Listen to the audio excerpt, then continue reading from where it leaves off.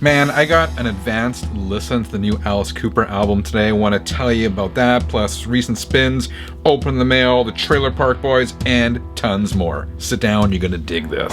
Channel 33, RPM, yeah, 33, RPM, Channel 33, RPM, yeah, final gear ever. Alright, 33ers, how the heck are you doing? Hope summer's treating you well. Welcome to the Friday Night Vinyl segment. A time to chill out, talk music, and review records. So I was at the liquor store, and I found, well, I didn't even find it. I was checking out, and this was at the front counter. This is Ricky's Licorade from the Trailer Park Boys. And it says lime vodka pop or soda. Vodka beverage, 6% alcohol. So I thought I'd buy it and try it on the channel. For those of you not aware, the Trailer Park Boys is a Canadian comedy series about three friends, Ricky, Julian, and Bubbles, who live in a trailer park in Nova Scotia.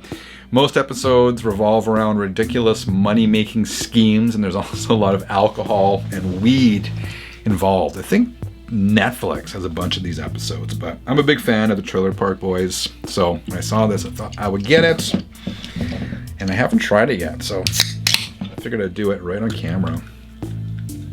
I imagine it's called Lime Vodka Pop.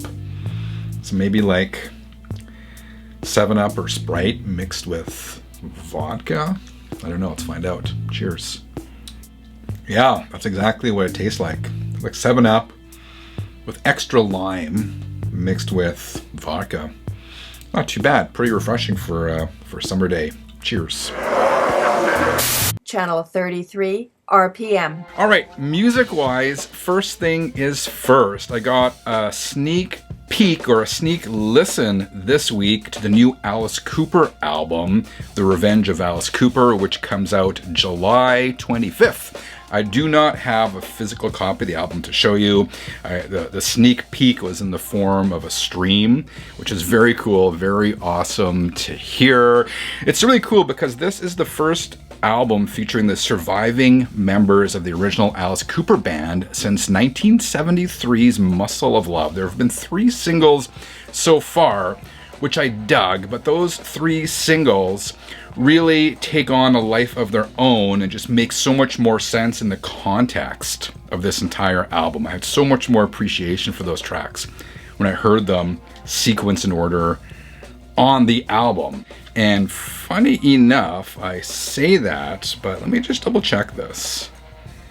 Here's the stream I've been listening to that was provided to me. Yeah, the first 3 singles are actually the first 3 songs on the album: Black Mamba, Wild Ones, and Up All Night. So if you want to get a feel for the album, just stream those 3 songs in that order and you get somewhat of a feel for the album.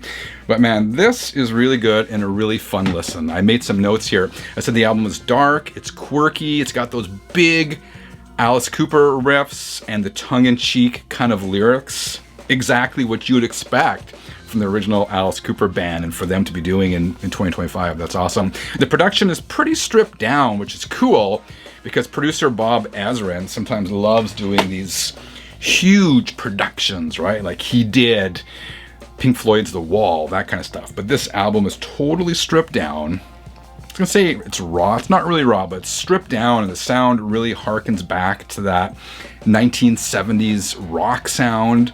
I will say it's also one of those albums that I think will really grow on me over time. You got to kind of keep listening to the album to really appreciate it, which is cool because to me, some of my favorite albums are the ones I really had to listen to and pay attention to and delve into in order to love and appreciate over time. So that's cool, man. This is super exciting. I know a lot of people are excited for this album because, as I said, it's the first album by the surviving members of the Alice Cooper band in like over 50 years. So I will talk more about this album when I get a physical copy to show you. I just wanted to let you know that this is definitely worth picking up, definitely worth checking out. And I was happy to hear it, man. The new one from the Alice Cooper band, The Revenge of Alice Cooper. Okay, mail. We got some mail.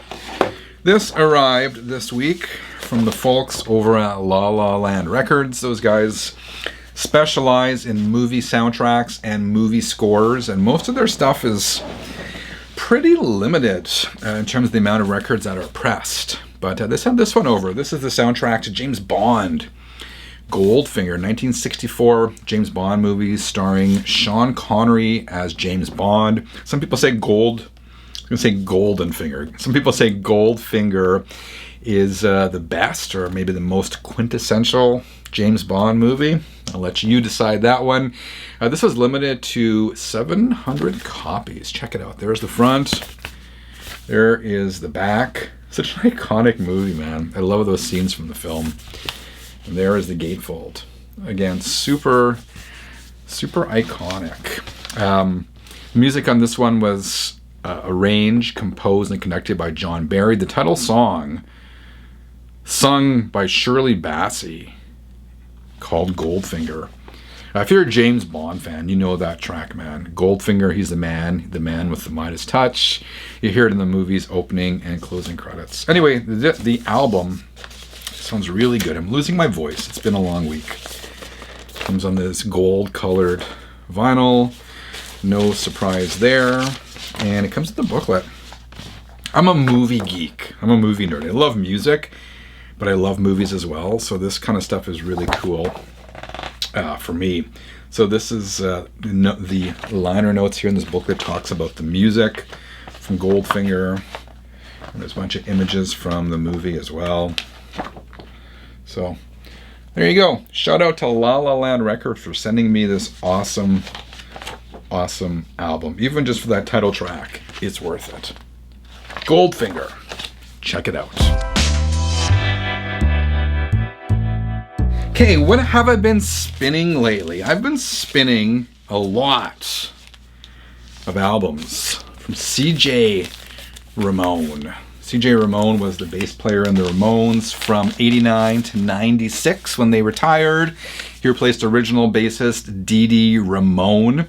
And I gotta say, his solo stuff is super underrated. I think he's got 4 solo albums, and I got 3 of them on vinyl. CJ Ramone, The Holy Spell, American Beauty, and Last Chance to Dance. I think my favorite of these 3 anyway is American Beauty, but they're all really good. They're all the tradition of the Ramones, right? Like simple punk rock with very catchy choruses. Some of the lyrics on CJ's albums are a bit hokey, but man, I do dig them. In my notes here I said it's simple, well written, and produced, and catchy. So I wish I had seen CJ live as a solo artist, or with the Ramones, of course, but he came through town before COVID, and I think he retired from touring as a solo artist anyway, so I'm kind of kicking myself for missing that. And apparently CJ's now a member of Me First and the Gimme Gimmes, which is an awesome name for a band. Anyway, if you missed these albums from CJ Ramone, they're definitely worth checking out. Okay, I want to show you this. This is an album that arrived in the mail recently from Adam. Adam is the guitar player and lead vocalist in this band called The Freight, and they are from Boston, Massachusetts, USA, and Adam is a longtime viewer of this channel as well. So thank you, Adam, very much for sending this over. This album is called Tales of Maybe. It's the first full-length release from The Freight. On the front here, the hype sticker says, independent rock and roll from Boston. Lacquers cut from tape by Ryan K. Smith at Sterling Sound in Nashville. Limited, first pressing, 500 copies. And I like this. I wish more bands would do this. It talks about the source. 2448 to tape to console to lathe. And pressed at Fidelity Recording Pressings in California. So there's the front. There's the back. I gotta tell you, man, Adam, thank you for sending this over. I dug this record. I do dig this record. According to their website, they say that The Freight is an upbeat fusion of rock and roll, soul, jam, and blues rock. I gotta say, if you like bands like the Rival Sons, Black Crowes, Blues Traveler, you will dig these guys. They would be a great fit for the kind of bands that you see on Dan Auerbach's label, Easy Eye Sound, that kind of stuff. I've listened to this album a few times now. The opening track, Opportunity, is raw, authentic American rock and roll. The next track, Good Kind of Crazy, is more of a laid-back soul track. The third track, Home, is more blues rock, and on and on. Like, it's a really good mix of different genres that are all kind of interconnected. I gotta say, Adam, who sent this over, the guitarist and vocalist, has a very soulful voice. And he's also a very soulful guitar player.